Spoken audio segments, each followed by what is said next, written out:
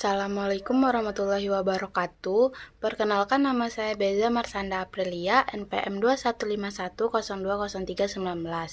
Di sini saya akan mereview jurnal yang berjudul Hidup di Bawah Naungan Al-Quran terkait materi keutamaan Al-Quran. Dosen pengampu Diah Mukminatul Hasimi, MESY. Penulis yang pertama yaitu Muhammad Sholeh Ritonga, Vol 2 nomor 1 tahun 2018, Al-Asyiriyah.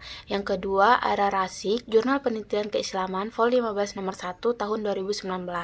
Ketiga, Dede Permana, Vol 1 nomor 1 tahun 2020 tentang Jurnal Ilmu Hadis. Yang keempat, Zuhra, Keutamaan Al-Quran tahun 2021. Yang terakhir, Abdul Mustaqim, Jurnal Studi Ilmu Al-Quran dan Hadis tahun 2022. Islam yang benar dan memberikan rahmat bagi alam semesta harus mengimplementasikan nilai-nilai Al-Quran. Islam tanpa menerapkan nilai-nilai Al-Quran akan banyak memberikan kejanggalan-kejanggalan dan kerusakan, menimbulkan kebencian dan mendalam di kalangan non-muslim. Dalam implementasi Al-Quran, dengan jelas akan terlihat siapa yang membawa rahmat bagi alam semesta dan Islam yang hanya mengatasnamakan Islam. Hal ini yang akan menghindari kita dari paham-paham yang merusak citra Islam.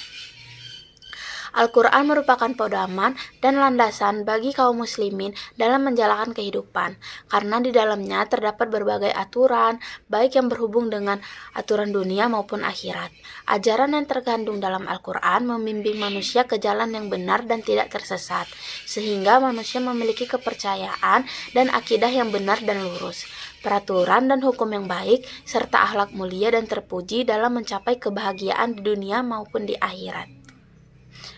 Pemahaman terhadap Al-Quran dan hadis wajib dimiliki oleh seluruh umat Islam yang mengimaninya terlebih sejak dini agar menjadikan Al-Quran sebagai naungan hidup agar hidup lebih membekas dan bermakna. Adapun cara menerapkan Al-Quran dalam kehidupan pribadi, dalam kehidupan keluarga, dan dalam hidup bermasyarakat. Yang pertama, dalam kehidupan pribadi, meningkatkan ketekunan dalam mempelajari Al-Quran dan hadis, mempelajari ayat-ayat kauniyah atau alam semesta dalam rangka meningkatkan keimanan, yang memanfaatkan waktu luang untuk menguasai suatu bidang keterampilan atau bekal masa depan, memiliki semangat keilmuan yang tinggi untuk kepentingan dunia dan akhirat, memperbanyak bergaul dengan orang yang soleh. Yang kedua, dalam kehidupan keluarga, penerapan Al-Quran dan hadis dalam keluarga. Sebagai seorang anak, kita harus menaati bimbingan dan anjuran kedua orang tua, menjaga amanah kedua orang tua, menjaga nama baik kedua orang tua, mendoakan kebaikan bagi kedua orang tua, mengamalkan ilmu-ilmu yang sudah diperoleh. Yang ketiga, dalam kehidupan bermasyarakat, ikut berperan aktif dalam kehidupan masyarakat selama tidak melanggar norma-norma agama, menjaga diri dari perilaku yang dapat menimbulkan keresahan dalam masyarakat, baik ucapan, perbuatan, maupun tingkah laku, menjaga kerukunan dan gemar menolong, rela berkorban demi terwujudnya kehidupan masyarakat yang harmoni. Kesimpulannya, Al-Quran adalah rujukan utama dan terbaik dalam menyelesaikan permasalahan apapun. Penyimpangan akidah atau keyakinan di kalangan umat Islam tidak akan terjadi apabila ayat-ayat suci Al-Quran dipahami dan ditafsirkan dengan benar. Al-Quran merupakan sumber utama dalam pembentukan moral yang baik dan sekaligus induk segala ilmu pengetahuan.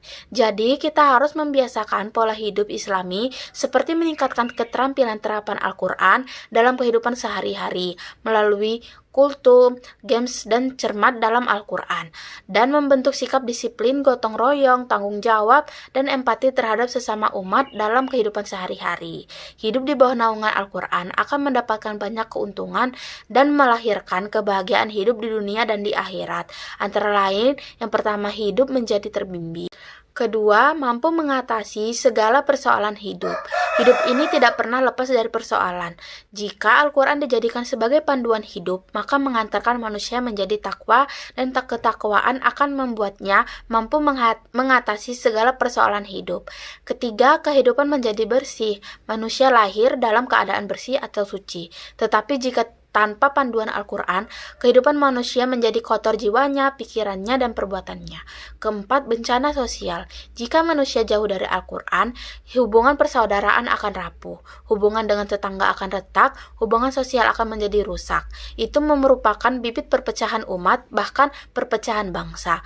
Jika hal itu terjadi, maka akan terakibatkan bencana sosial bagi manusia. Kelima, bencana keimanan. Kerusakan iman akan menjadi sasaran akhir jauhnya manusia dari Al-Quran. Sekian yang dapat saya sampaikan. Semoga yang saya sampaikan dapat menambah ilmu dan manfaat kepada teman-teman semua. Saya akhiri. Wassalamualaikum warahmatullahi wabarakatuh.